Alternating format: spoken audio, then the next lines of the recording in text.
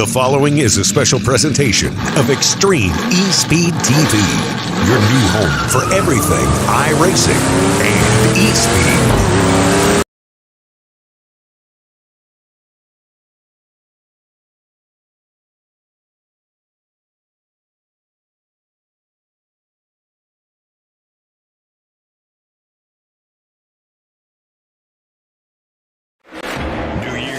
Season. Extreme eSpeed TV brings you live coverage of the light electric company NextGen Series. See the NextGen Series' biggest stars battle in iRacing's most competitive series. Elbows up, hammer down action.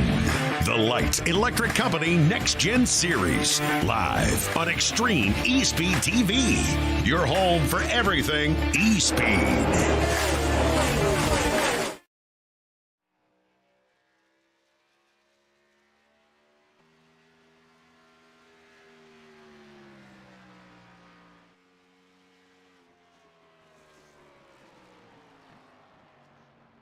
Good evening, race fans, and welcome to Homestead Miami Speedway. It is the season finale event from Miami Homestead Speedway, and it is the Miss Linda Haney Memorial 150.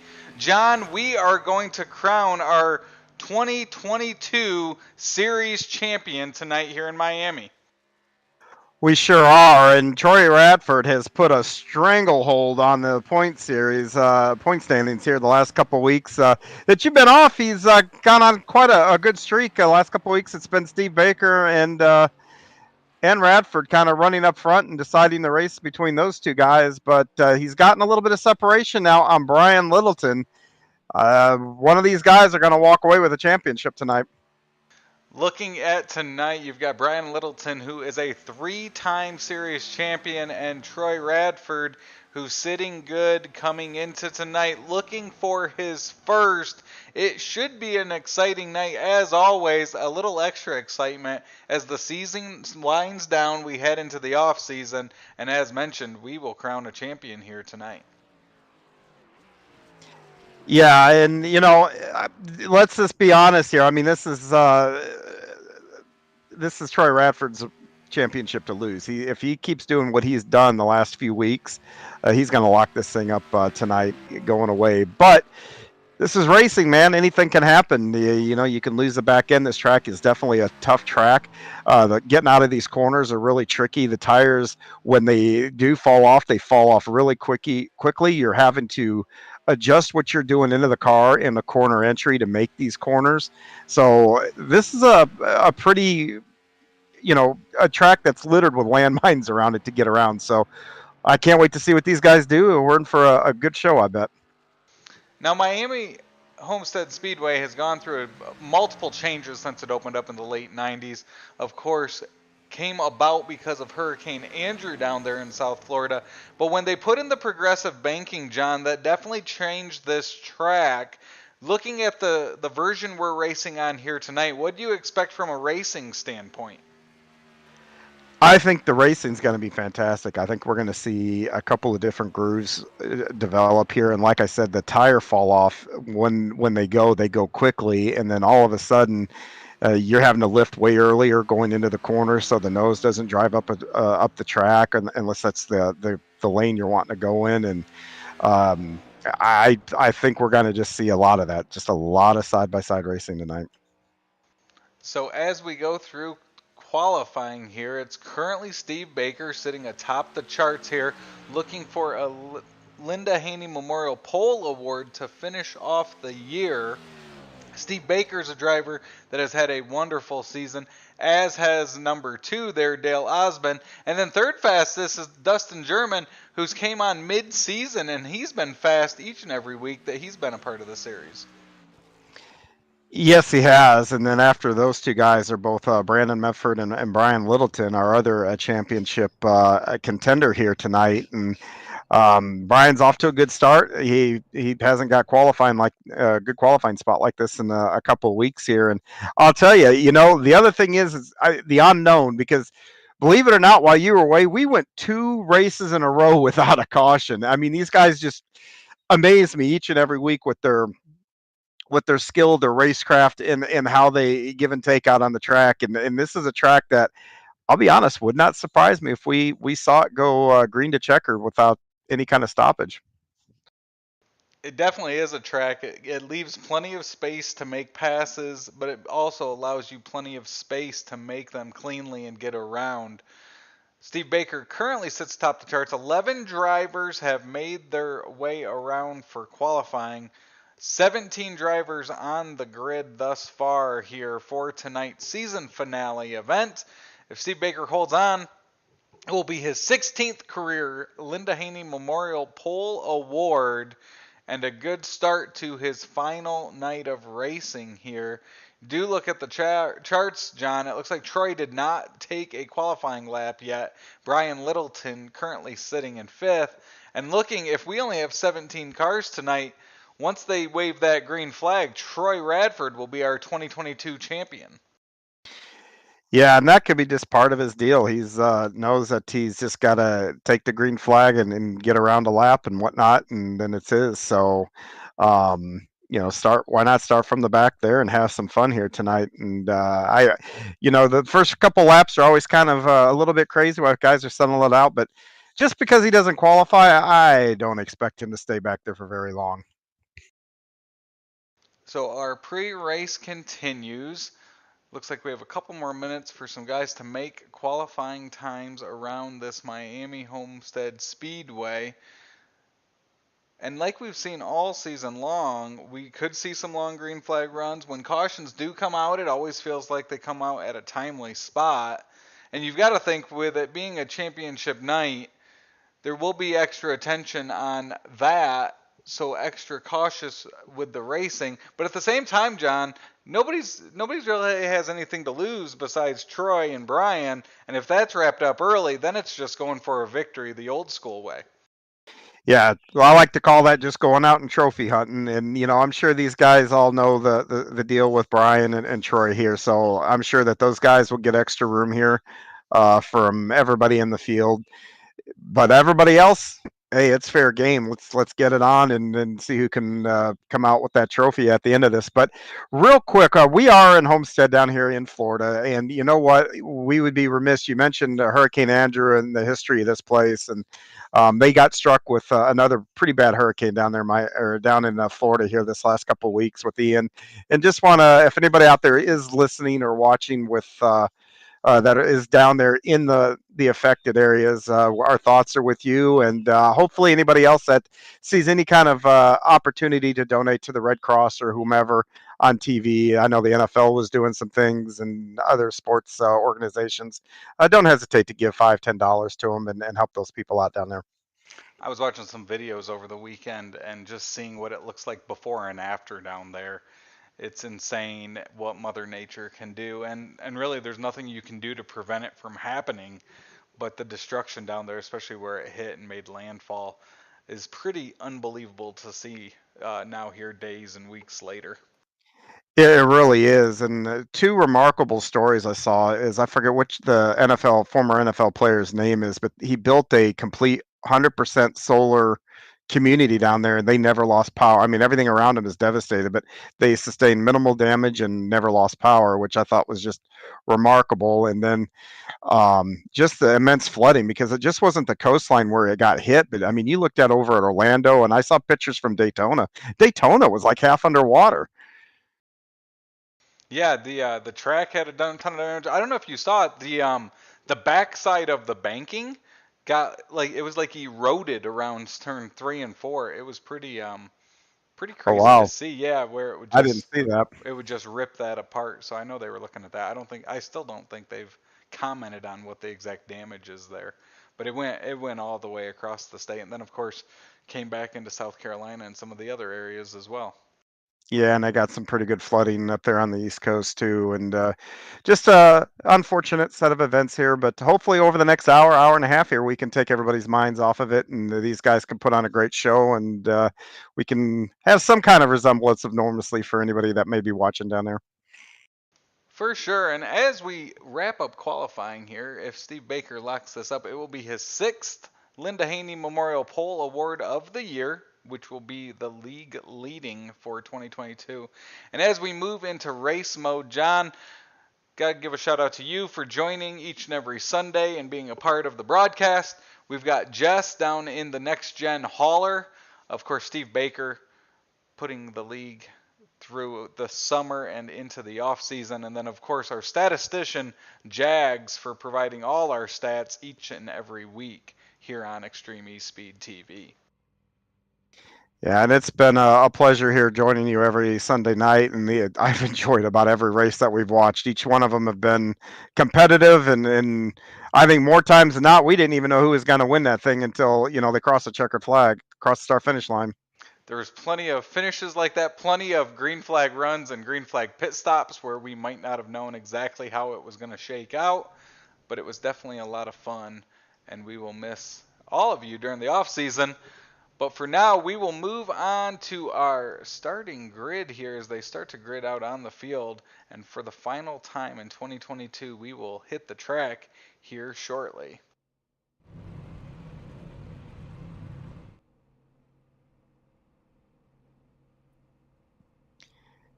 As these guys sit here on pit road and I wonder what thoughts are going through Littleton's mind. I think he knows he's got to get up front, lead all the laps he can. But like you said, it's over, I think, once the green flag flies. But you still want to go out with a bang, and we can cover the starting lineup here real quick.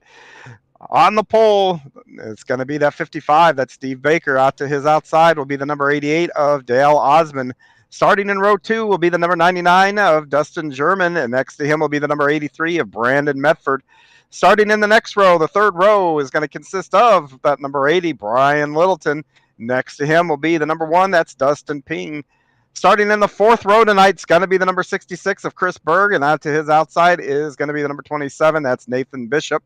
Starting in the fifth row will be the number 48 of Jimmy Hetrick. It's going to be an all Hetrick fifth row, it looks like here. And then next to him will be Bobby Hetrick. Starting in the sixth row, Chad Meadows, and his outside is going to be Roy Hyde. Starting 13th on the field is going to be our, we can just call him our perennial champion here. That's going to be the number 94 of Troy Radford, and his outside will be Chris Medford. And in the eighth row will be Doug Wykowski and Matt Kopp, and rounding out your field tonight is going to be the number 4, that's Mike Massengill. And real quick, the 94 is blinking as he is coming off of pit road. That might be something we might want to follow. Definitely could. Boy, that would be a bad time to lose your packets. Just got to make it around here as the iRacing pace car has his lights off as we go about to go green here in our season finale event from Miami Homestead Speedway.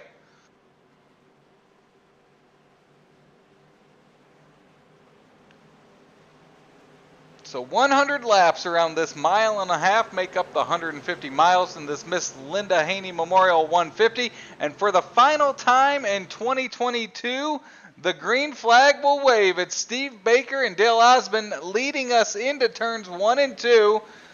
A lot of movement back in the pack as they come into turns number 1 and 2, but the front 4 are side by side.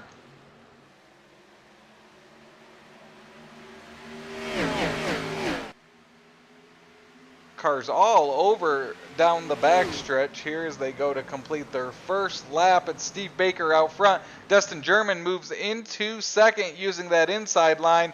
The 83 of Brandon Medford trying to follow him under Dale Osmond. Yeah, and I think right along the bottom, not quite on the bottom, but maybe a half a lane up on both ends is going to be the place to be. I think early on when the tires are fresh and got the good still in them. But as those tires wear, you're going to watch them venture up the track, and that's when you're going to see you guys probably doing different strategies by choosing different lanes.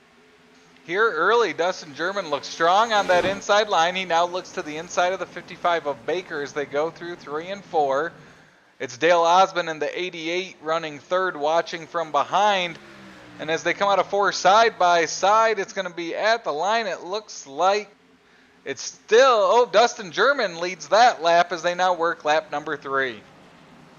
Yeah, and Dale Osmond had an issue coming off of turn 4, almost lost it. got down on the apron and just kind of hit the brakes. I guess he didn't lose it. I guess he's just dropping to the back. Back up front, Steve Baker, great run going into turns 3 and 4, right up to the bumper of the 99. They'll make their way through as Dustin German now leads the field. As behind them, you've got Brandon Medford and third Dustin Ping running behind him. He's up 2 spots since this green flag waved, and he's now looking that outside of the 83. And Dale Osmond, who was up there in that top 3 from the get-go, is now on pit road. So I don't know what happened with him, but this night's definitely not going the way he wanted it to.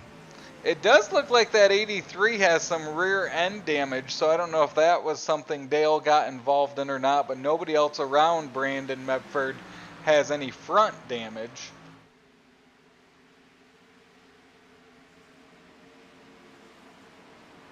Back in the pack, the 94 of Troy Radford. He's made work quickly. He started 13th, already up into the top 10 of 9th. Now early on here, only working lap 5 out of 100, so if Dal Osmond is able to continue on in any way, shape, or form, he's got a long way to go here and can definitely get back in this with a timely caution. So the front 2 have broken away. They're about 1.5 seconds up on the third place car of Dustin Ping. It's still nose to tail for the 99 and 55. As everyone starts to settle in, a lot of single file racing around this 1.5 miles. And this is really par for the course for this group. They get in and kind of jockey amongst themselves those first couple laps, and then they settle in and start to go to work and click laps, and then that's where we see our comers and goers. And on the first pit stop, that's when everything seems to always get turned on its head, though. Currently riding along in our Shake and Bake Blackhawk Motorsports in-car cam, riding with Steve Baker. As you can see, he continues to stalk the 99 of German.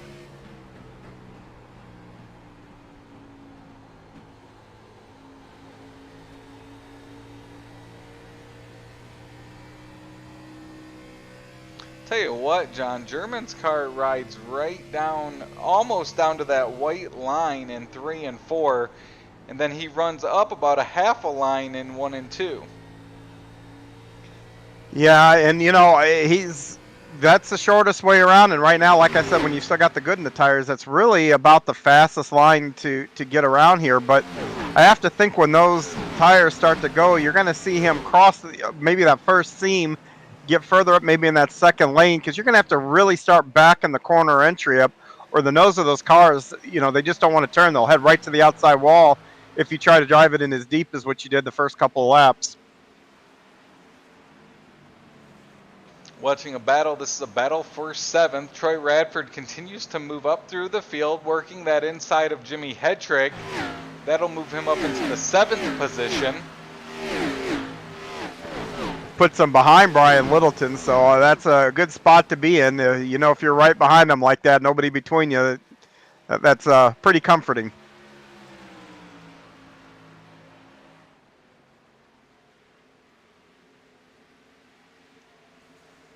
Front 2 remain 1.5 seconds in front of Dustin Ping, who currently runs in 3rd still.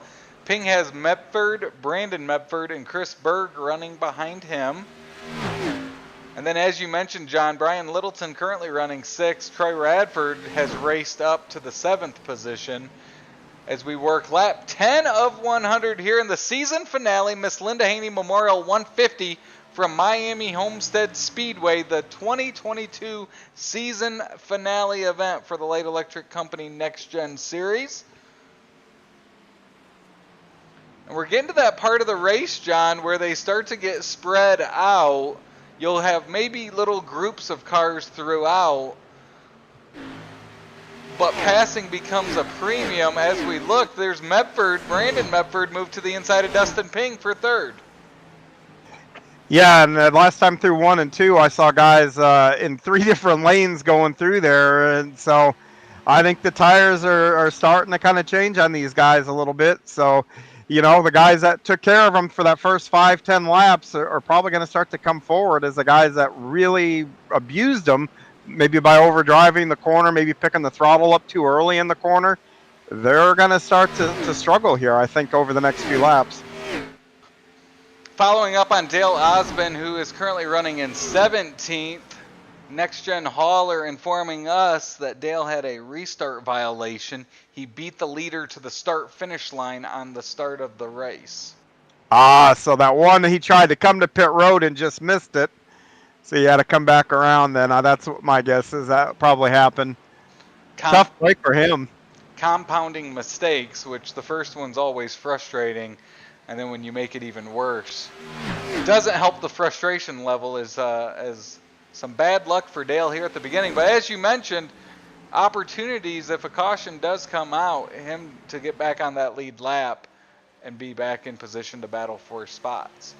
Yeah, and the good news for him, too, he's got the pace with the leaders. So, they're not closing up. They're about a full corner behind him. And I've been kind of watching the distance between them, and it's not really shrinking that much. So if he can keep it out there and keep it on that on the lap he's on, he should be in not too bad a shape if they get a caution here. Continuing to watch that battle for third.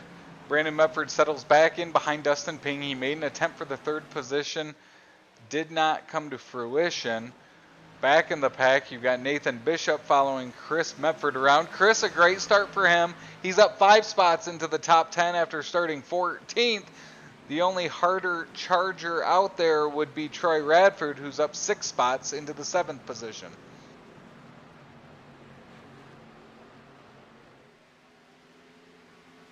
So watching the front too, John, Steve Baker right in the tracks of Dustin. Is this a case of just falling in line, or is there maybe something more with just following him around here early in this race? Well, if you're right on him like that, you can make that guy drive a little bit harder than maybe he wants to. So maybe he's up there just trying to, get him to use his tires. You do get a bit of a draft down here, too, down the straightaway. So you make him pull you down the straightaway, save some fuel. There's a lot of things that go on. The one thing that I'd be concerned about being tucked up like that, though, is these cars are aero sensitive. And when you take the air off the nose, believe it or not, you do have to put a little more wheel into the car to get it to turn. And doing that will lead up your right front, too. So, there's a lot of things going on there. But, yeah, I think making him run a little bit harder would be first and foremost. Make him use his tires and his fuel more than he wants to. So Brandon Medford has moved to the inside of Dustin Ping. That moves him up into the 3rd position. Them battling has opened the door for Chris Berg. Now he's all over the back of the 1 of Dustin Ping. He's looking to move up another spot. And then Brian Littleton, who came into tonight 24 points back of the points lead, he's entered this picture as well, as that battle has now got 4 drivers in it for the top 3 spot. Yeah, you still see a lot of give and take here with these guys early on. We're not even a quarter of a way through this race yet, so they're doing what they always do. They're driving smart out there. But look at them span out, though, going through 1 and 2 now.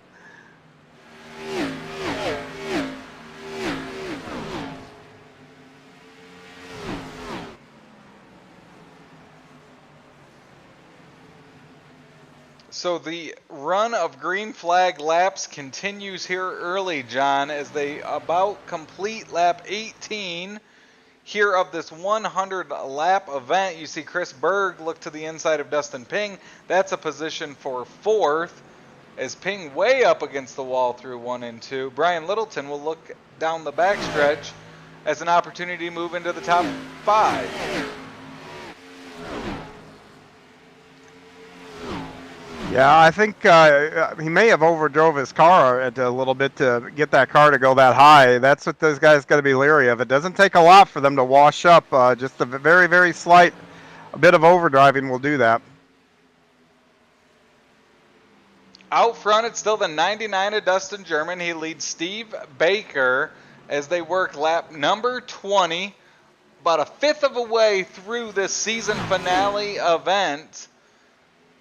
And Dustin German took over the lead early from Steve and has held on to it since then. He has, and he's been driving a fantastic race, and he's actually got just a little bit of separation. So most of the separation I've seen him have over Baker in quite a few laps here.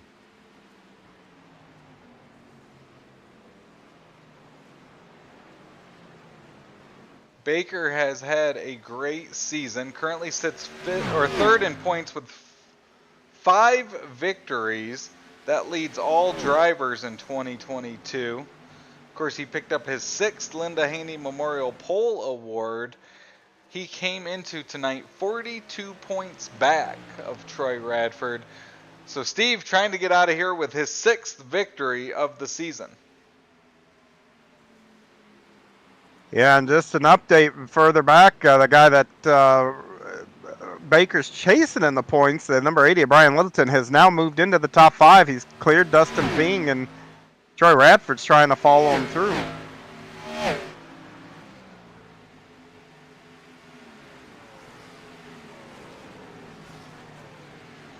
Reminds me of those old school NASCAR finale events at Atlanta.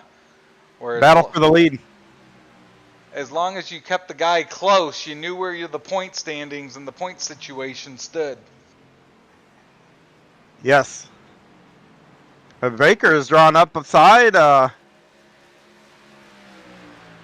leader here, Dustin German, and he is putting the pressure on him now. Look to the inside of him coming out of 2 and down the backstretch. Fell back in line through 3 and 4. See if Steve's able to make a move on Dustin. As this long green flag run to start the race continues, he'll look to the inside through 1 and 2. Gets a nose ahead of him, but then German with the outside momentum kind of crossed back up, but then right there Baker gets the most of the momentum coming out of the corner, makes the pass cleanly, and is back in the lead.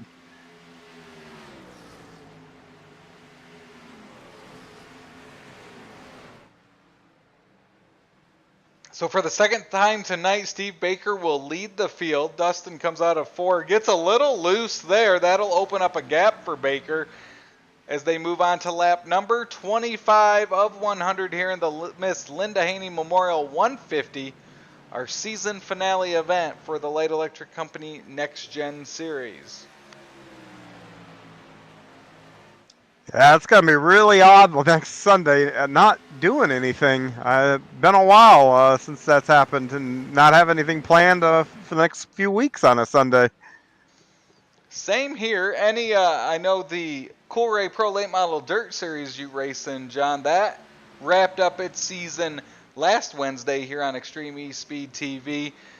It was Dylan Perry picking up the championship in that series. Any exciting off-season plans, John? Yeah, I think Steven Spees and I are going to go off and do some road racing, do something different here throughout the off-season, come back, recharge for next season. And, C2C's running NASCAR trucks, so I'll be able to get some truck oval time here, too, to do. But they are having a weekly show, though, over there, series over there in Cool Ray. They're not Pro Late Model Series, but the Cody Series has got a weekly show, and I've actually been helping him a little bit doing the adminning, calling the incidents and that for the street stock division. Real quick, Chris Mefford got up into the wall through 3 and 4. That opened the door for Ping and Bishop. John, I will actually be making my racing debut tomorrow night in the street stock weekly series over there. Or Tuesday night, you mean? Yeah. Oh, I'm sorry, Tuesday night. Yep. So I will. Maybe I'll show up tomorrow. The extra practice would not hurt me at this point. We could all use extra practice. I feel like every week I don't get enough laps to do anything. Yeah, I tell you, these guys, though, all season, and I'm sure, they're probably ready for a little bit of a break, too. It's been a grueling season, and these guys have brought it each and every week, too. Well, and you got to think about it. The long green flag runs we have in this series, I know last week in the 100 lap event you guys did on dirt, you had about an 84 lap green flag run. Oh, yeah. Yeah, the one time we do that, I knocked my right front off running in 4th or 5th of that race, and then I couldn't get the car to turn the rest of the night. And I was hoping for a yellow where I could come in, get it fixed, and try to work my way back up, but that yellow never came, and when it did, you're right, it was like 83, 84, and it was like, well, I ain't pitting now and giving up all the track position. Well, you have those green flag runs, and then you realize how hard you've been working. Yes. You get into a rhythm and don't even realize it. And then once you do have that opportunity to catch your breath, you're all of a sudden realize how sore you are or how tired you are after a green flag run like that. And we've had plenty of those all season long here in this series. You know, I think back to Martinsville, a couple of the short tracks obviously had some more cautions that came out just due to their nature. But overall, a lot of green flag runs and a lot of strategy has come into play all season long.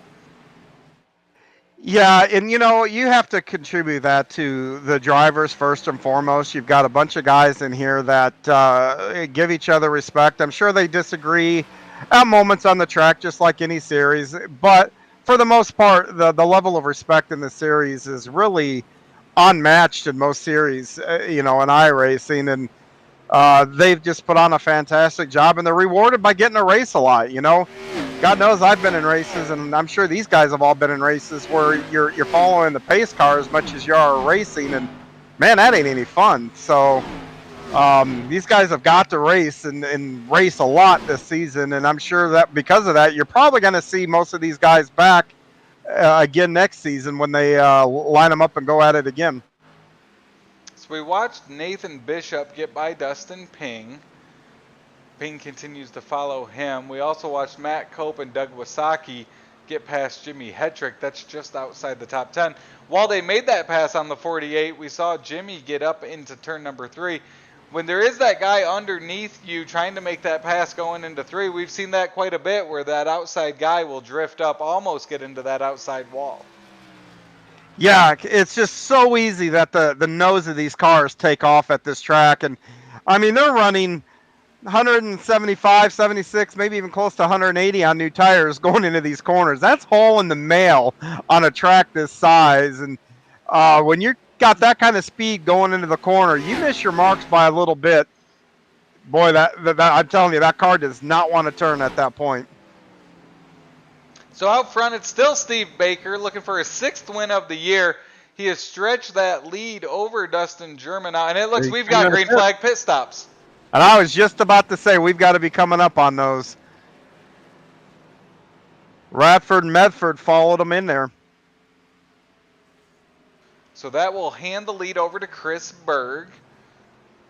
Chris has had a great season as well, picking up a couple wins this year. Now he's got Brian Littleton running in 2nd, Nathan Bishop 3rd, Dustin Ping in 4th.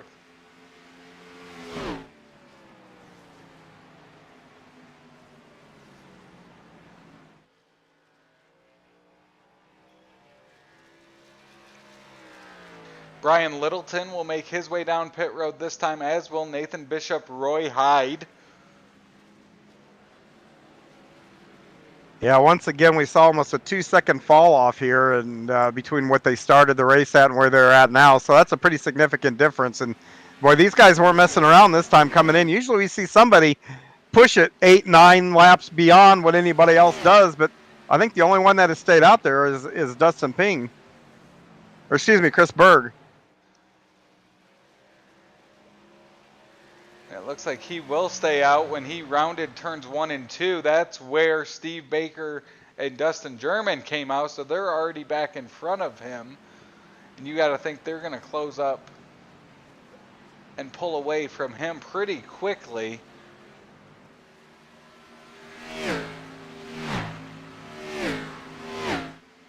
Cars starting to come back out on the track. It looks like Berg, Ping, Jimmy Hetrick and Bobby Hetrick are the last 4 out on the track. Then it's going to be Steve Baker, Dustin German, Brandon Medford, and Troy Radford once it cycles around. Yeah, looks like these guys are playing the long game, and they're not pitting here.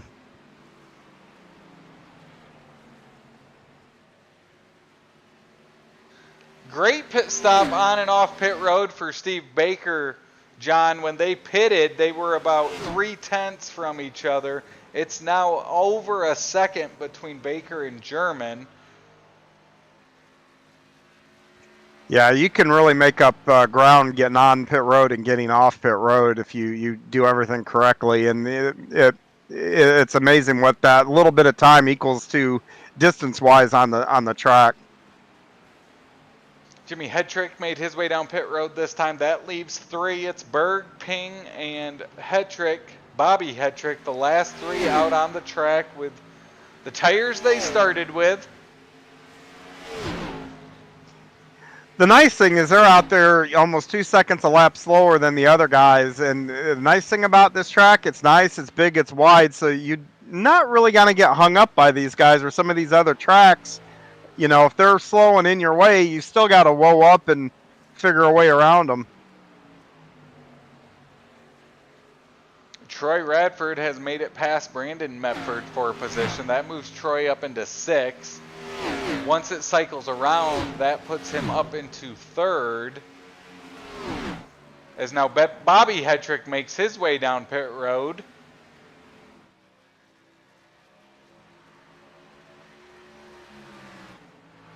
Of course, Chris Berg has Miss Linda Haney on his car this weekend. As you see, Nathan Bishop, he's running 8th. He'll move to the inside of Chris.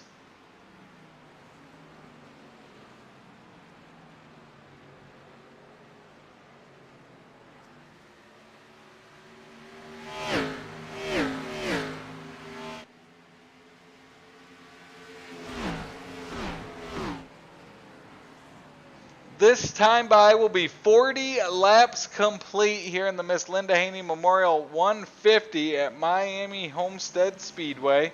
Berg's coming in. Chris Berg makes his way down. It looks like Dustin Ping will take over the lead as he will be the last driver remaining who has yet to pit.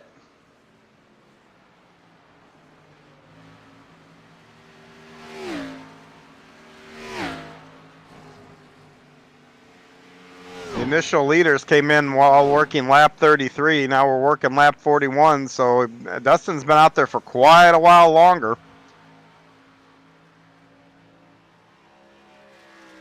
And the guys that pitted lap 33, I'm guessing the strategy is they'll come back in around lap 66 to 70 there and cut the race into thirds there.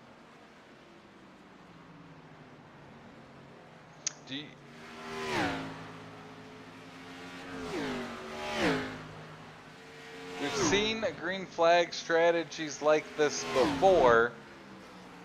Can Ping make it 8 more laps and cut the race in half?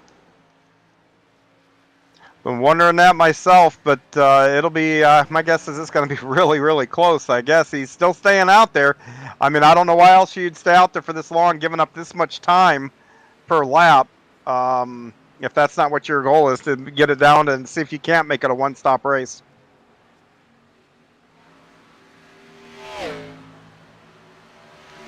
We've seen Derek Myers do that. Ping will move to the inside down the back stretch. Looks like he could be coming in this time as he works lap 43. Yep, he's coming in. So we'll cycle around. Steve Baker currently entering turn number 3. He's got Dustin German behind him, Troy Radford behind him for your top 3.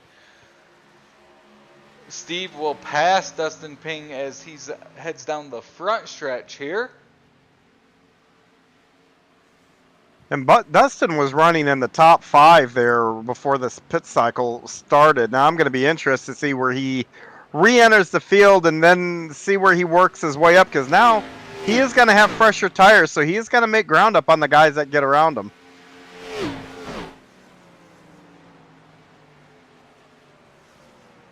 Another thing of note, John, is Steve Baker inches closer to the number 4 of Mike Massengale. If he's able to put Mike a lap down, that will move Dale Osmond out of that lucky dog spot. Yes.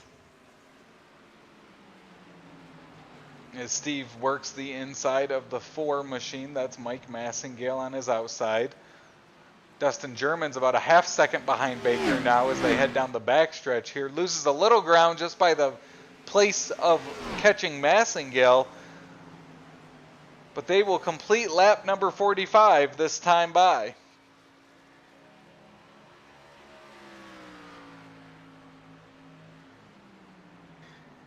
All 45 have been caution free. These guys once again proving why they're really good at what they do.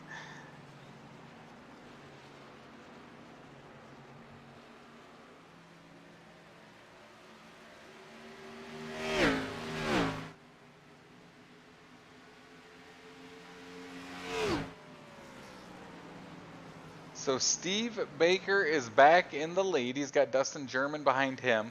Troy Radford, who will be crowned as our 2022 champion following this race, up 10 spots. He's up to 3rd now. Great run for him. Brandon Medford in 4th. And then Brian Littleton, who came into tonight 24 points back of Troy, currently running in the top 5 as well, that 5th position. And tell you what, John, the cars have really got spread out since that green flag pit stop. Only a handful of cars that are within a second of each other, as they've really got spread out around this mile and a half. Yeah, they really have. And then, you know, there's the little, and you described it perfectly a little bit earlier. They get a little strung out, but you get like little pockets of guys that are battling, and you've got one for like 8th, 9th, 10th position here. You know, they're pretty close to each other on the track, but not really challenging each other. And this just got to look at that's gonna keep the chances of us staying green a lot higher. We'll look through the field. As mentioned, Troy Radford, he's up into 3rd. He's up 10 spots from his 13th starting spot. Back in 6th, it's that 27 of Nathan Bishop. He's up 2 spots. Behind him, our Auto Club Speedway winner from earlier in the year, Roy Hyde. He's up 5 spots into the top 10, currently running 7th. Running 8th is Chris Medford, up 6 spots from his starting spot. Good run for that 34 of Doug Wasaki. He is currently running into the top 10. He started 15th. And then currently running 12th, that 22 machine of Matt Kopp. He is currently running 12th.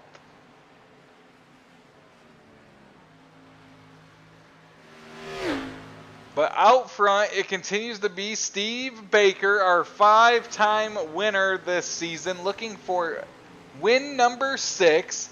As he makes his way around turns 3 and 4, he will lead us to the crossed flags as we are 50 laps in of this 100-lap event.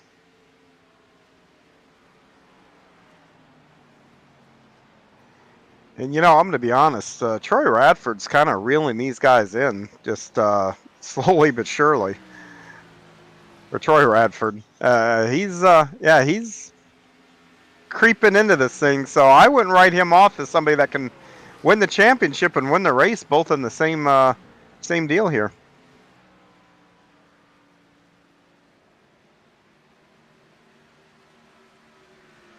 He cut a little bit more into that interval between him and second, as it's down less than 7 tenths as he moves through turns 1 and 2.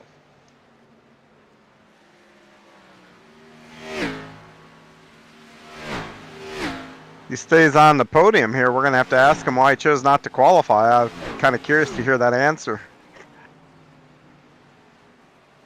Because you got to believe if he would have qualified, he'd have qualified probably somewhere up, you know, top 5, 6 cars, and he might be leading this thing right now. He definitely has a fast car here, midpoint of this race. He, Baker, and German all have the same best lap in this race, which was a 33.65 for all of them. They're now all currently running close to between 34.8 and 35 seconds each lap.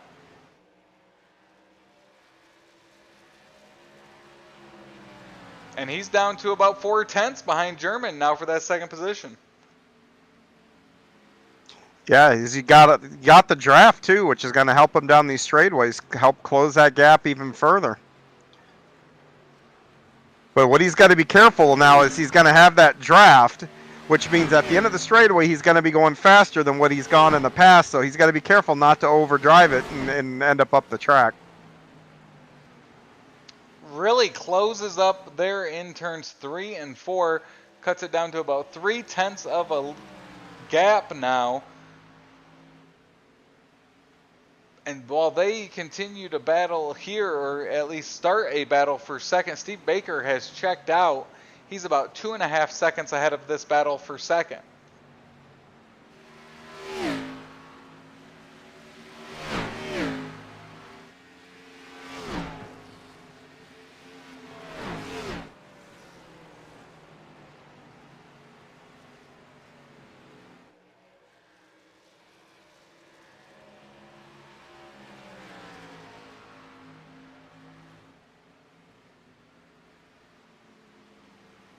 So 55 laps down, 45 laps to go here in our season finale.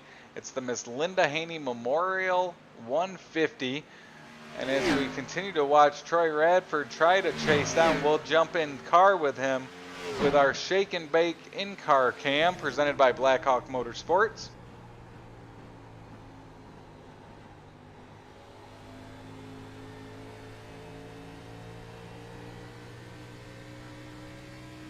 Boy, he is putting the pressure. He is much better than the German going through the center of the corner. That's right when he really closes in. Right here, corner entry and through the center. German moves up a little bit. I think gives him room to work here. See if he can get the run coming off the corner and make the pass.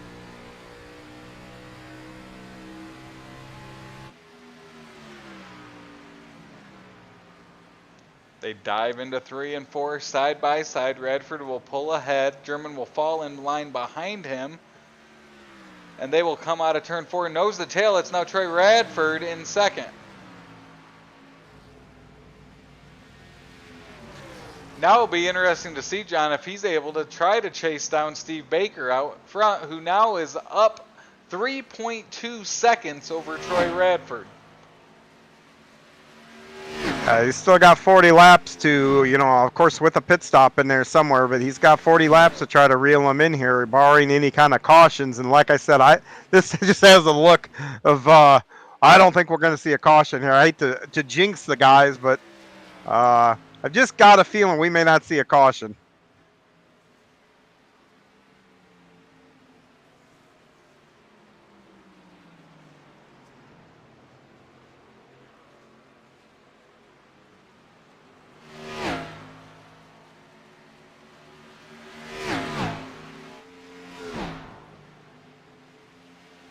Watching from back and forth, Brandon Medford, good run for him tonight. Brian Littleton continues to run 5th. Nathan Bishop moves past the lap car of Massengale. He's trying to chase down Littleton for a top 5 opportunity. As right now the closest battle on track is this one between Chris Medford and Doug Wasaki. That is a battle for 9th.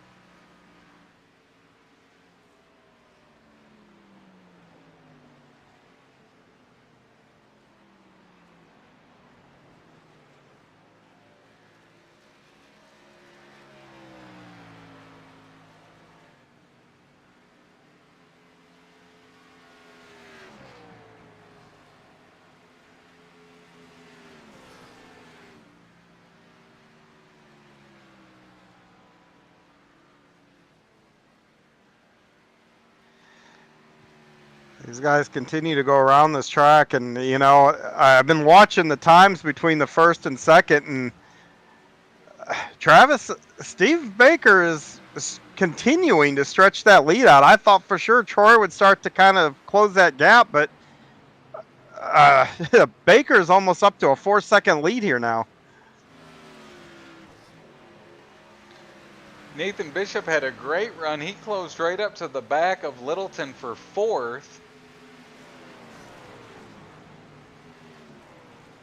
As now he runs 5th. Chris Berg is 6th. You know, Dustin Ping, who stayed out long on his first green flag run, John, he was running about 14th after he finally made his way to pit road. He's back up to 8th.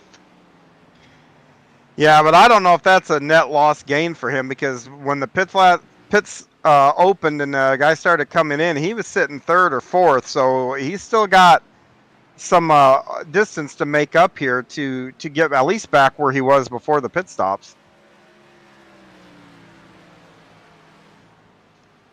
As you see, he's currently being followed by Doug Wasaki, who is up to 9th. But the battle for 6th, actually for 4th, 5th, and 6th is really heated up now. Chris Berg has joined Brian Littleton and Nathan Bishop here for this battle, and Berg looks to be a little quicker than Bishop. See if he can get around him.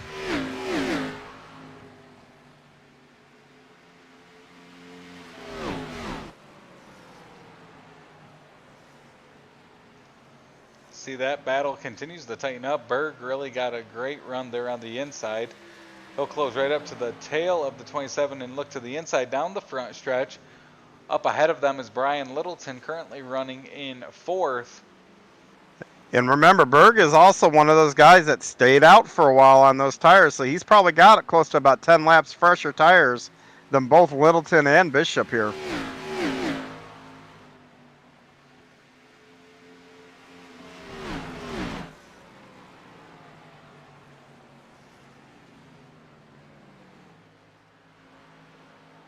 And Steve Baker will make his way to pit road. That hands over the lead to the 94 of Troy Radford. Nathan Bishop, Roy Hyde will join him on pit road as our second set of green flag pit stops are beginning right now. Yeah, I'll have to believe Radford won't be far behind. Just too much time given up on the track, and it'll surprise me greatly if Radford stays out another lap. It sounds like he's about ready to dive down too. Yep, here he comes. So Troy Radford, Brandon Medford hit pit road. That will hand over the lead to Brian Littleton. He has Chris Berg right on his tail.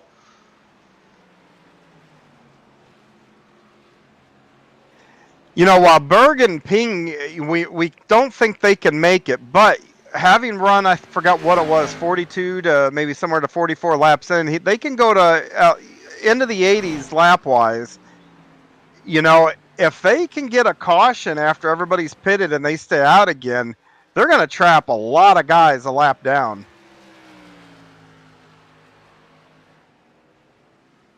So as tends to happen on these Sunday night Light Electric Company Next Gen Series races, green flag pit stops really shaking things up.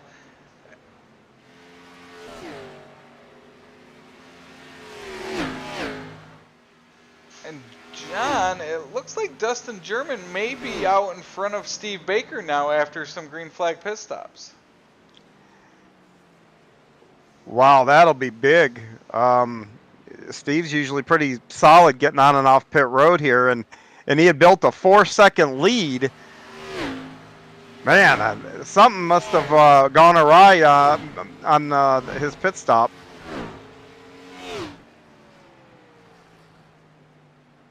Because German was actually not only behind Baker, but he was behind Radford too. So German pitted on lap 60. Baker went in on lap 65.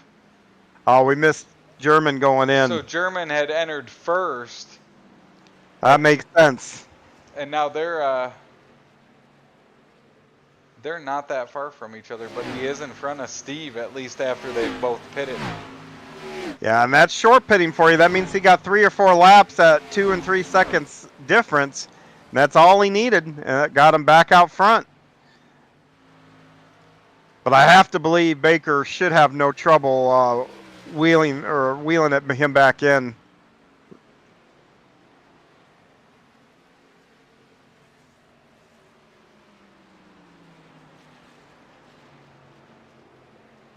Looked like somebody had missed pit road there. That was almost our first caution as those leaders came out of turn 4. So Chris Berg makes his way to pit road. Now it's Dustin Ping back out front again. He held on as long as he could. He last pitted on lap 43.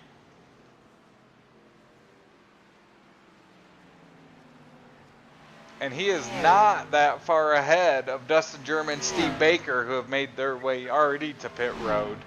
Jimmy Hedrick is the only other car who's yet to pit.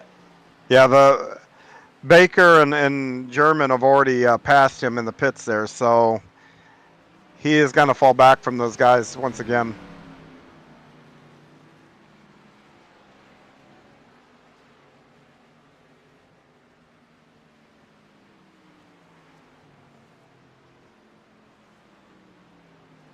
So Dustin Ping currently about over 4 seconds in front of Jimmy Hedrick. Dustin German, who leads the group of cars that has made it to pit road, he currently runs third. As they work lap 72, it's Dustin Ping out front in our Miss Linda Haney Memorial 150 here at Miami Homestead Speedway, our season finale event of the year.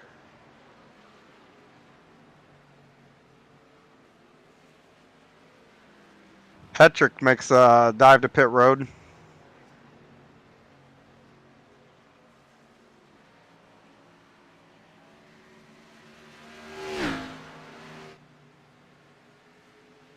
So that leaves Dustin Ping just like it did earlier. And Baker is up next to German now. So Steve Baker, that will move him into second once he's able to clear German. It's now German between Baker and Radford. This is a pretty good distance, too, back there between Radford. So that short pitting, I think, really helped German out significantly. Well, and Baker was able to pick up about 2 seconds on the lead he had over Troy before the pit stops were made.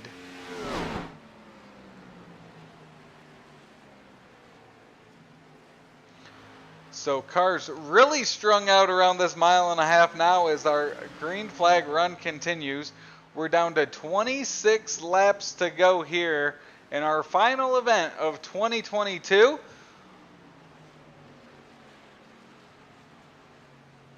So Dustin last pitted on lap 43.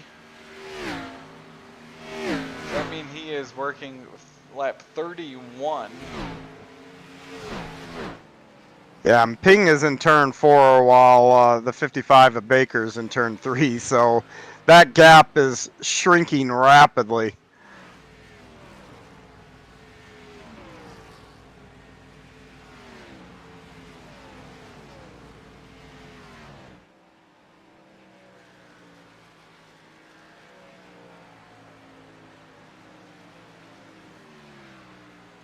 So Ping, his lead is clicking away quickly as it's now under 3 seconds. Back to Steve Baker. Here comes Ping. Ping will make his way to pit road. That will hand the lead over to the 55. Back to Steve Baker. 24 laps to go here from Miami Homestead Speedway. Steve Baker has over a second lead over Dustin German, who currently runs in second. Troy Radford is running third, Brandon Medford fourth, and Nathan Bishop moves into the top 5. We have a caution. Oh boy. We will bring up that replay. It looks like it's going to be Chris Medford, our first Willis Landscape caution of the night. Just got out of shape exiting turn 4. Yep, lost the back end and overcorrected and nosed it into the wall and slides down the front stretch, and that's a 360 around to get going again. And yeah, that's going to bring out the caution. And whew, I don't know what you do here. So it will be Steve Baker. Big break for Dustin Ping, though, because he's going to have fresh tires if nobody else pits. Ping's going to have some really fresh tires and everybody stacked up against each other here. So it looks like he will restart 11th. He's got 11 lap fresher tires than Baker. And here come the leaders. They're not chancing it.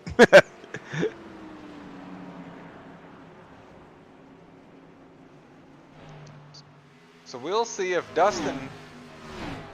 So Dustin will have... This will put Dustin in a really good spot. Yes, it will. Sometimes you'd rather be lucky than good. I think Dustin, when he gets out of here, may want to think about buying a lottery ticket. That staying out the longest strategy is looking to pay off, as it's going to be Dustin Ping restarting first, as the caution came right after his second green flag pit stop of the night.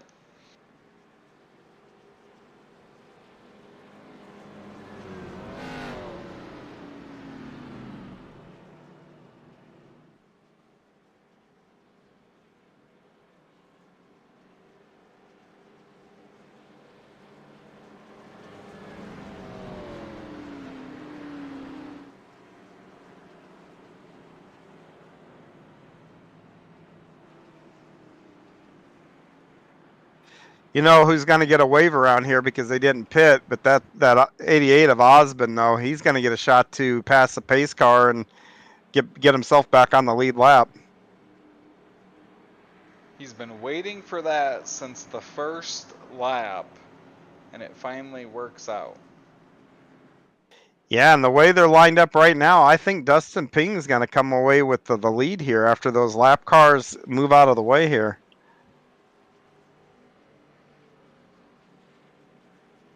Ping is sitting there fifth in line, but those first four cars are all a lap down, and when we get the one to go, they should get waved around the pace car, and that's going to put Baker and Ping on the front row here. And we don't really know what kind of speed Ping has because he hasn't run up with these guys, but he's stretched his tires the furthest here, so we're going to find out real quick what Ping's got.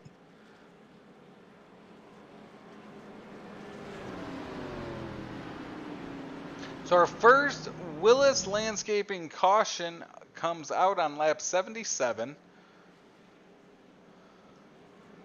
And they will work to get lined back up.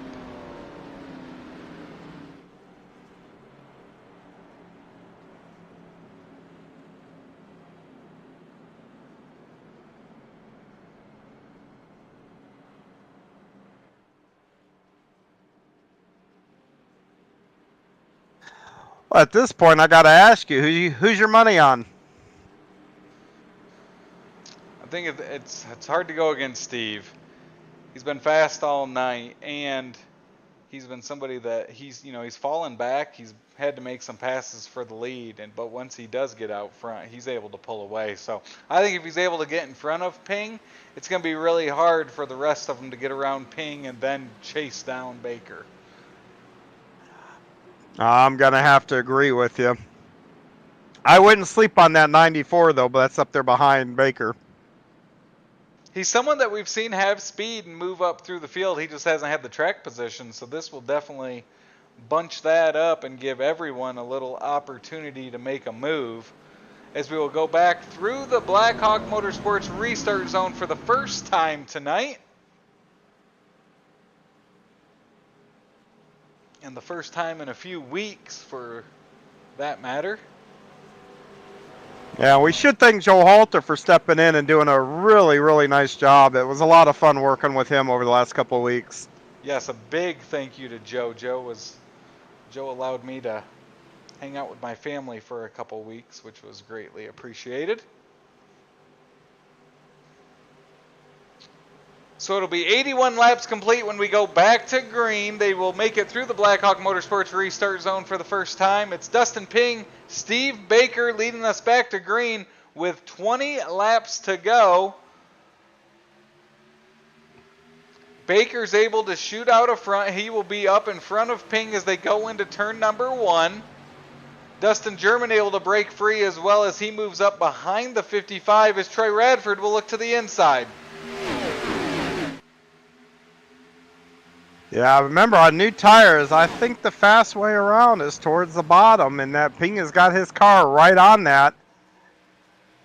He drifts up in the middle of the corner. That allows Baker to close the gap. He'll be on his bumper as they come out of turn number 4. Radford's able to get past German. He's now in third as they all chase down Dustin Ping for the lead. Dustin able to run at least a half a line lower than Baker through 1 and 2. The front 5 are now nose to tail down the backstretch.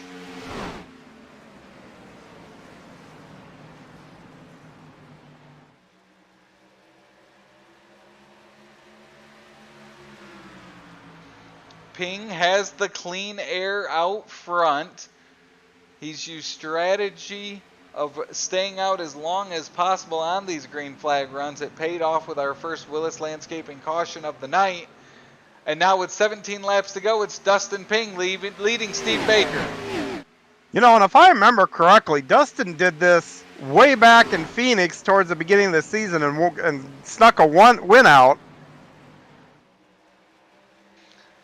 He pinches down Steve Baker. Steve will just clear him coming out of turn 4. Ping will cross him over down the front stretch. He'll move to the inside.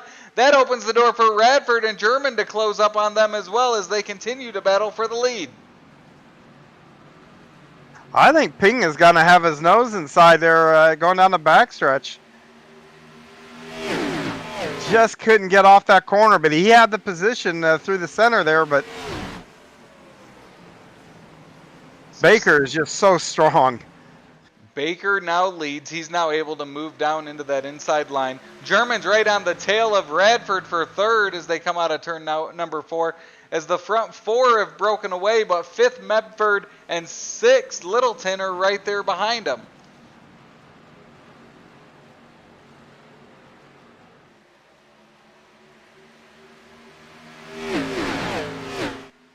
Baker's been able to open up about a quarter of a second lead over Ping as Radford looks to the inside of the number 1 machine.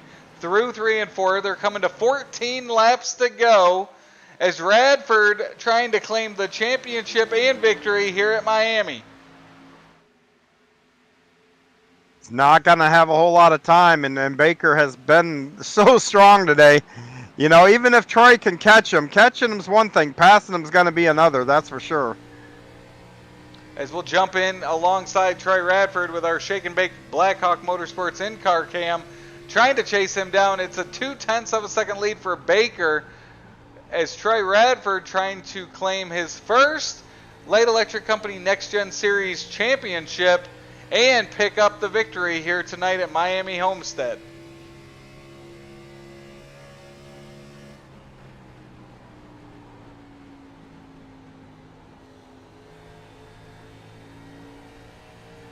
These guys got to stay so disciplined. They're driving harder than they've probably driven all race. And, you know, like I said, these cars are so sensitive.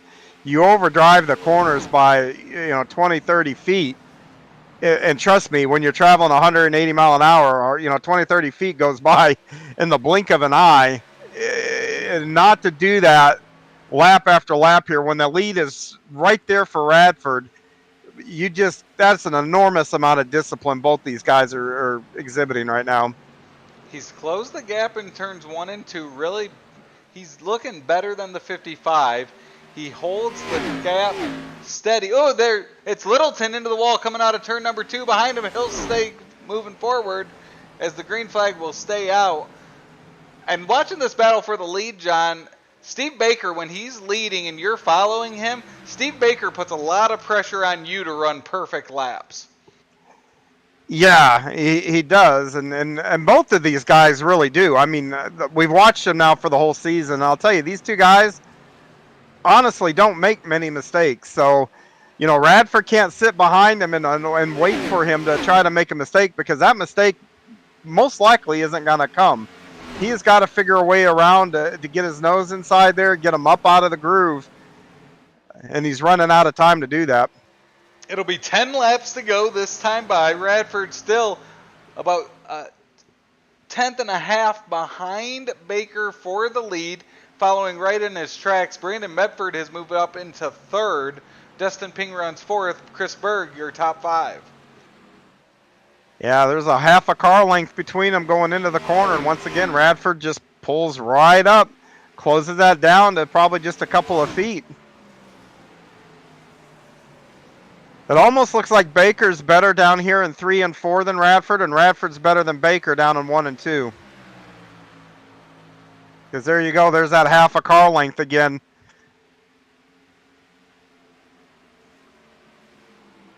And then we get down here, and there's the 94 closing right up on them.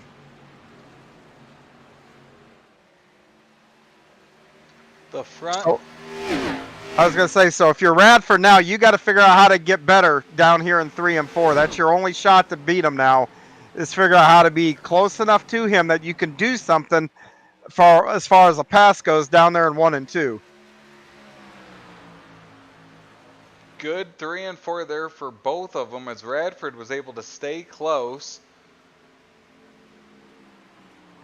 He then loses ground in 1 and 2 this lap. That'll stretch that lead to 2/10 now as they head down the backstretch. Yeah, slight mistake there. He overdrove it just a little bit and washed up, and that gave Baker some breathing room here. Great battle back in the pack. Dustin German's currently running 6th, Roy Hyde 7th, Nathan Bishop 8th, and Jimmy Hedrick 9th. They all continue to shuffle through positions as we watch this battle up front for the lead.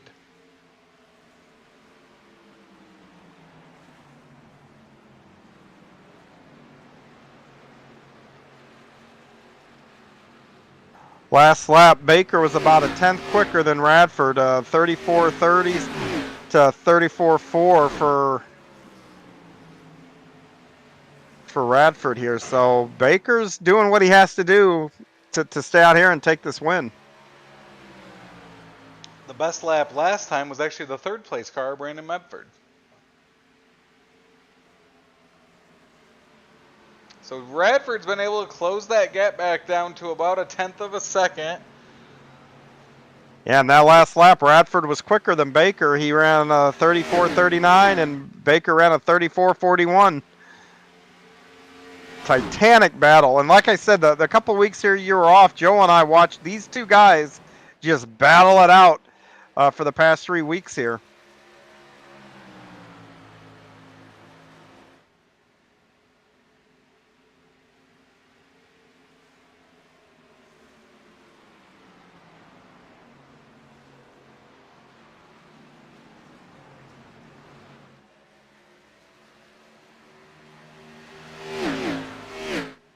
So 5 laps to go as they head down the backstretch here at Miami Homestead Speedway.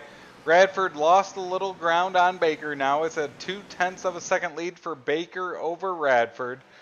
Brandon Medford continues to run 3rd, Chris Berg 4th, Dustin Ping back into 5th.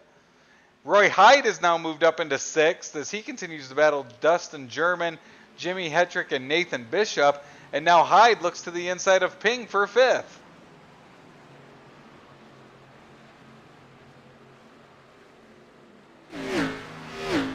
Great run for Roy Hyde since that caution came out as he's trying to get a top 5 to end his season. Yeah, almost a nice bookend for him because he picked up a win early on at Auto Club, I think our 2nd race of the season. So gonna go into the offseason with a little momentum here. He continues to work over that bumper of the 1. Out front, Steve Baker continues to lead by 2/10 of a second over Troy Radford.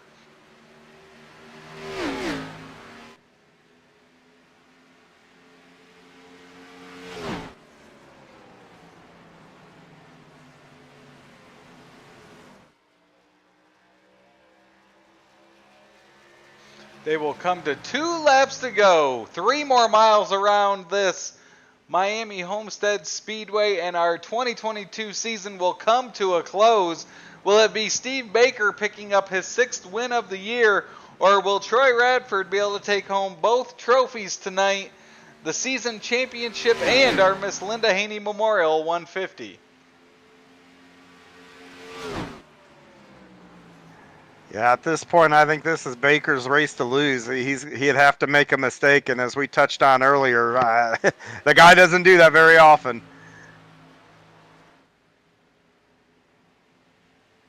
The white flag waves one more time around Miami Homestead Speedway for the Light Electric Company NextGen Series. It's Steve Baker out in front of Troy Radford. Troy Radford has clinched the 2022 Series Championship. They'll go through turns 3 and 4 one final time here in Homestead. Coming out of turn number 4 for the 6th time in 2022. Your winner is going to be the 55 of Steve Baker at Miami.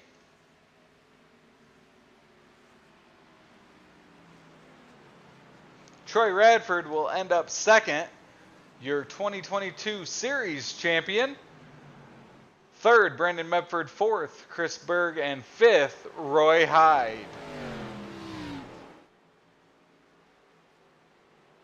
And Brian Littleton, who was the only driver that had a shot at this coming into the race, winds up back there in 11th.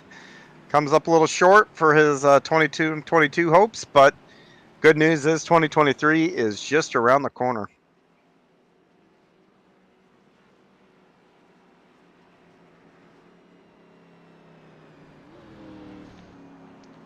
Steve Baker and Troy Radford will make their way on to the front stretch, celebrate tonight's events.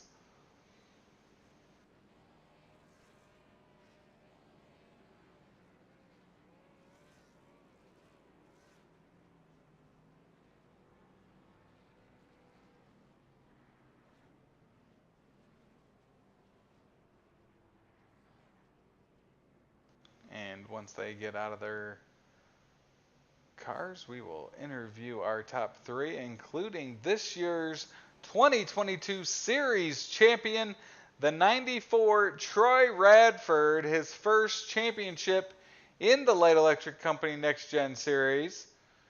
Great season for him throughout. Yeah, and what a great season just as a league. It's been a very interesting season to say the least, but you know what? These guys have good car counts every week. These guys put on clean racing every week. Everybody that has made a start in this series this year should feel pretty good about what they've accomplished, together as a group. Man, they've put on one good race right after another all season long, and they have tackled a lot of different types of tracks too. I mean, from Daytona to Vegas to Wilkesboro to Talladega to Road America. I mean, it's been all over the board, and these guys have answered the bell each and every time. So to start, we will interview our top 3 finishers. John, it looks like you have our 3rd place finisher, Brandon Medford. I do, Brandon. This is John. You got a copy? I do. Man, you were lightning fast in those closing laps. You constantly were turning about the quickest time on the track during those laps. What a fun race. You only had one caution there. What more do you think you needed to get up there, maybe give those 2 guys in front of you a run for their money? I honestly think I had a 3rd place car tonight. Very hard to pass. This place is always really slick and hard to get good drive off. And a guy's got to make a mistake to get by him. And without turning those 2 guys, I don't think I could have got by him. So it was a great race. Well, I tell you, now we were looking into the off season here. You got any big off season plans here? Yeah, I'm going to take a break. Every Sunday night we do this. But football season's come around, so probably go park it on my chair and grab a cold one and watch some football. Well, Brandon, congratulations on a good season here, and hopefully we see you back next season. Anybody you'd like to give a shout out to for your 3rd place finish tonight? I'd like to shout out everybody in the league. Little rough start. Steve took over, done a great job. Thank the broadcasters, all the sponsors, everybody that helps put this league on. The drivers put up a lot of money for sponsorship and things like that. But also thank my family, my Falcon teammates, Troy and Doug, Matt, Tyler, Chris, Tom. Those guys help us be up front every week. And I'd like to congratulate Troy on his championship and Steve on a stellar season and a great win tonight. Well, again, congratulations to you on your third place finish. And Brandon, we'll see you on down the road. That's Brandon Medford, our third place finisher tonight. Now joining us from Century Victory Lane, our winner of the Miss Linda Haney Memorial 150, it is Steve Baker. Steve, it's Travis up in the booth. You got a copy? Hey, Travis, I got you. So, Steve, looking at your 2022 season, it includes 6 wins, 14 top 5s, and 17 top 10s. When you look back on this season, what will you take away? A lot of fun, man. We had a lot of different winners in this season for this league, and that's always fun to see. First, want to congrats Troy on the season championship. He put up a fight all season long, and we had several bad nights where it really hurt us, specifically on the double points. Nice, but overall a great season. Most wins I'll definitely take. Most poles and most laps led. So not too bad, and we'll be thrilled with that result. You obviously had a strong car right from the green flag drop, but with that caution coming out with about 20 laps to go, putting you behind Dustin Ping, what were you thinking there? Or did you have enough confidence in your car knowing that even if you fell in line behind him, you had an opportunity to get up to him and pass him? Yeah, I mean, I knew I was going to have to try and do it early. Dustin, I think, had stayed out later and was on just a couple lap holder tires there on that restart, so that was certainly helpful. But yeah, just tried to pick the right moment and make the most use of the brand new tires that because I believe he stayed out. So just having that slight tire advantage helped there on the restart, and we were able to get by him. So in racing, it always seems like the off-season goes by quite quickly. Any exciting off-season plans before the 2023 season? Yeah, so gonna have my firstborn here in February, so super stoked about that. And that's the biggest thing for sure. So getting everything ready for that, and just enjoying the holidays and all that good stuff. Well, awesome. Congratulations on that, Steve. Any sponsors, anybody you want to thank for your tremendous 2022 season? Thank you to everybody who put up sponsorship money, hosting money, anything they did to help support this league throughout the year. We've got so many to name. A special thank you to Jess and Jags for all the work that they do, helping out during the race and with the points and all the behind the scenes stuff that goes on. I say it every week. You guys for the broadcasts, they've been phenomenal, and then just the drivers showing up, they make the show. And we couldn't have this league without them. So thanks to everybody who makes it happen. Glad to just be a part of it. Well, congratulations on the tremendous season you had, Steve. Thank you for everything you've done for the league to keep it going here in 2022. And hopefully we'll talk to you again soon in 2023. Thanks, man. Have a good one. That is tonight's Miss Linda Haney Memorial 150 winner from Century Victory Lane. It's Steve Baker for the 6th time this year. And now, John, you've got our 2022 Series champion, Troy Radford. Hey, how are you doing tonight? Hey, Troy, how are you, man? I'm doing it now. I'm fantastic. I bet you are. Well, the first question I'm going to have for you tonight is, you didn't qualify. Why? So my logic tonight was, I basically just kind of give and take. So I had a large enough lead that if we had 20 or so cars, that I really wasn't going to, unless I just tanked it at the beginning of the race, that it wasn't going to be an issue. So, having, I think 17, I was like, I'm pretty sure that I'm locked into the championship, but I went out there and I started putting down a qualifying lap, and I saw, it's like, this lap's going to put me kind of mid pack. So we'll just kind of start in the back and kind of work our way forward slowly. Just because it really didn't matter where I finished tonight. I just had to not be terrible. So I just kind of took it easy and got, good long runs, and it worked my way forward. So that's kind of, I don't dislike doing that here just because of the way this track races. Well, I'll tell you, the word clutch comes up with a lot of different sports. You think of Joe Montana football and Derek Jeter there in baseball and guys that, when the lights are on, they come through. And man, you put together 3 wins in 4 races coming down the stretch. What are your thoughts on accomplishing that and securing the championship with such dominance at the end of the season?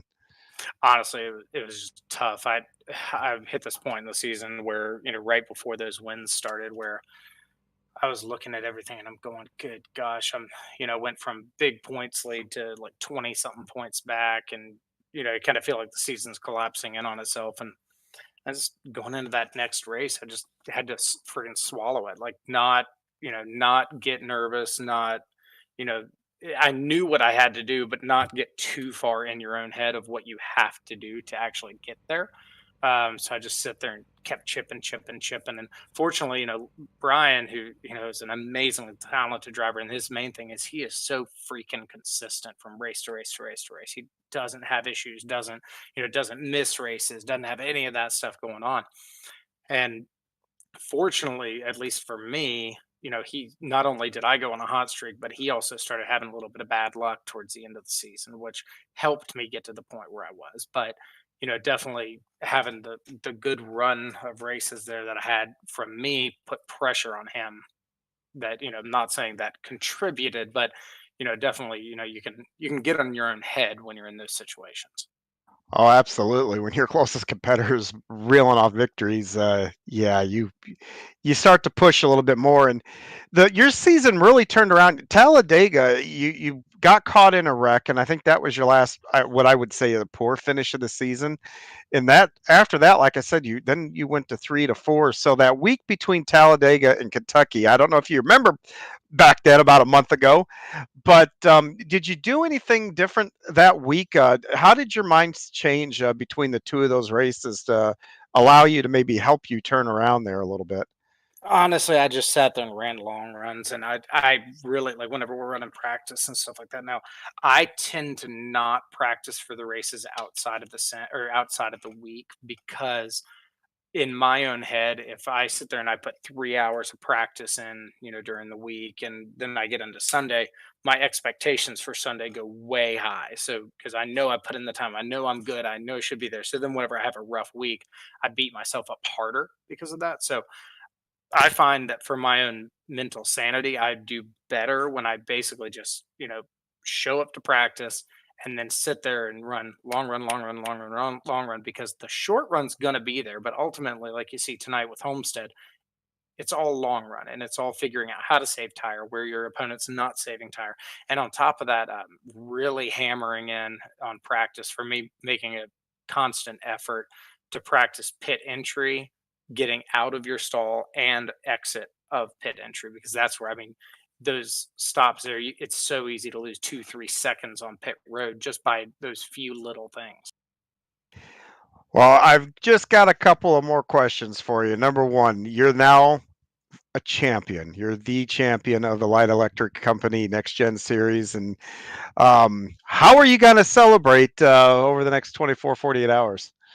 Well, unfortunately, I got to go back to work tomorrow, so that's not awesome. But no, really just sitting back, taking a couple of days off from the sim, soaking it all in. It's been a couple of years since I've gotten what I consider a premier championship.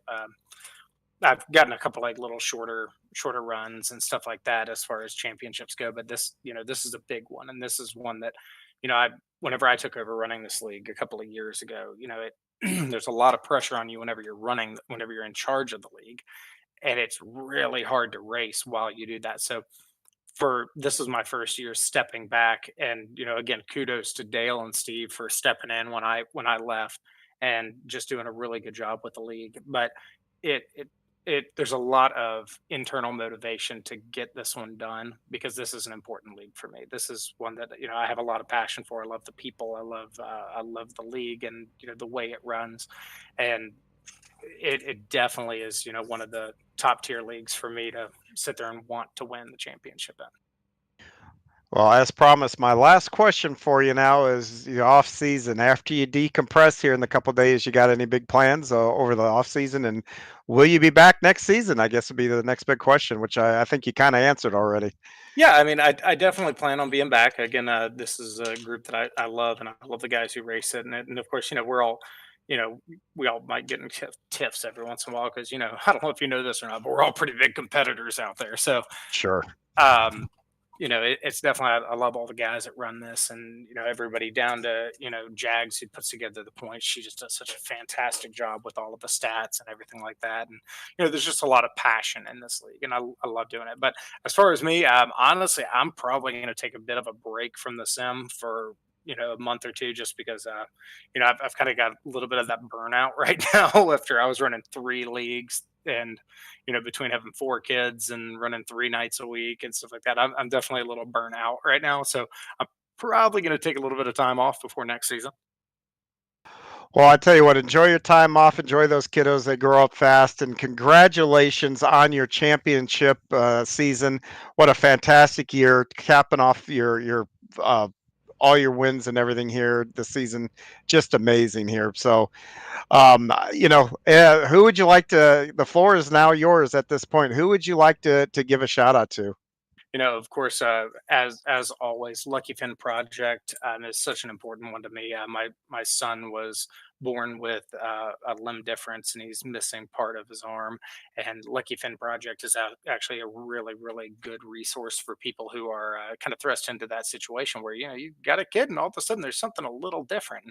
And they do some really freaking awesome work with the way they do. And it was so important to us whenever he was born that you find that source to dig into, and that's exactly what they do. They give that resources out to people. They connect you, all through the stages of life, connect you to where you need to go, and people who have been here and done it. And so just big shout out to them for all the awesome work they do, as well as my wife's business, Evidence-Based Mommy, looking at early childhood parenting with a science background, and she does such awesome work with that. So if you get anybody out there who's a new parent and looking for something, check out evidencebasedmommy.com. And just of course all the guys over at Falcon Motorsports, all the effort and time we put in, definitely just good friends, and that's part of my family right there. So love you guys all. Thank you guys for all the support you give us, and that's good. Well, man, I can't wait to see you next season. Enjoy the off season. I wish the best to you, your family, and have a great holiday season. That's around the corner too. So, as a parent, I know that can get ratcheted up and get just as hectic as a race season. So, Oh yeah. Oh, and actually, I forgot to say, my dad is. So we actually were camping this weekend, and we booked back a day early because I wanted to be here for this race. So my dad and mom are still sitting at the campsite watching this race right now. So I got to say hi to mom and dad. man, I don't know if that's a fair trade-off. I think I'd rather be camping, but I don't know. Congratulations! It's cool that your parents got to see you come home a champion here tonight. And like I said, that hot streak at the end, and picking up 2 wins right on down the stretch. Not 3 out of the last 4. I misspoke a little bit earlier, but you were basically there trying to win the last 4 in a row there. So what a great end of your season, and buddy, enjoy it, and we'll see you come next season. Thank you, Matt. Thank you. That is Troy Radford, our 2022 Light Electric Series, Next Gen Series champion, Troy Radford here. And Travis, that brings us, to an end to our long and winding road.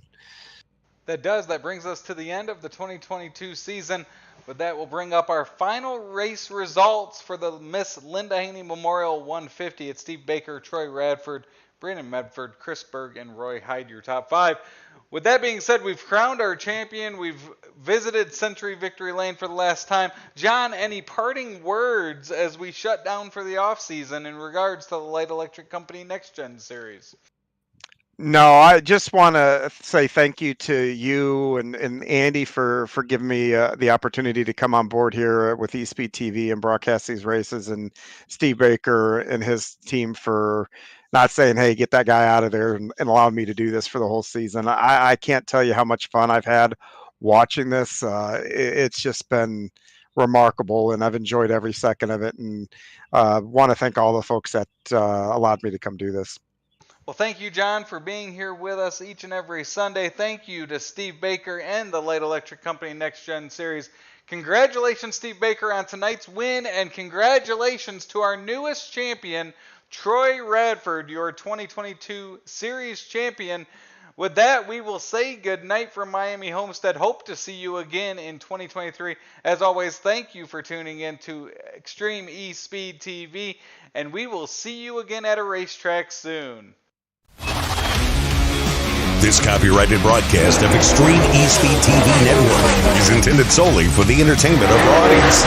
Any retransmitted, reproduced, rebroadcast, or otherwise distributed or used in any form without express written consent of the Extreme eSpeed TV Network is strictly prohibited.